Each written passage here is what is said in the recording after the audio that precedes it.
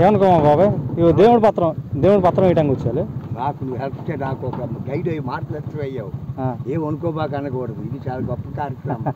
నేను చర్చికి వెళ్తాను. వెళ్తారా? బాప్తిజం తీసుకున్నారా? తీసుకున్నాను, చేస్తారు. కానీ ఎన్నో పాపాలు చేశా, కానీ దేవుడు క్షమించమని కోరుకుంటాను. క్షమిస్తాడు దేవుడు, మన అందరిని క్షమిస్తాడు. ఆయన బిడ్డలం కాబట్టి ఖచ్చితంగా అందరిని క్షమిస్తాడు.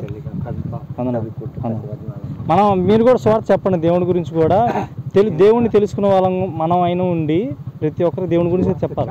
ఏంటమ్మా, మనలో దోషం ఉండకూడదు. మన హృదయంలో గుళ్ళు, కుతంత్రం, ముందు కిడాల బాట్లు ఇలాంటివి లేనప్పుడు ఆయన పరిశుద్ధ గ్రంథాన్ని నడుపు చెప్పాలి.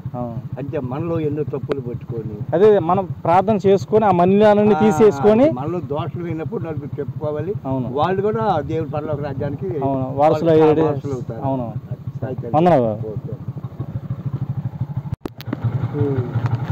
దేవుడి పత్రం బాబా, యేసుక్రీస్తు గురించి చదువుకోండి. దేవుడు గొప్ప దేవుడు, మన కోసం ప్రాణం పెట్టి తిరిగి లేచారు. ప్రభువుని నమ్ముకోవడం వల్ల మనకున్న శాపాల పాపాలు అన్నీ పోతాయి. నమ్ముకోండి ప్రభువు. మందిరికి వెళ్తారా? బాప్తిజం తీసుకున్నారా? సరే, వందనాలు.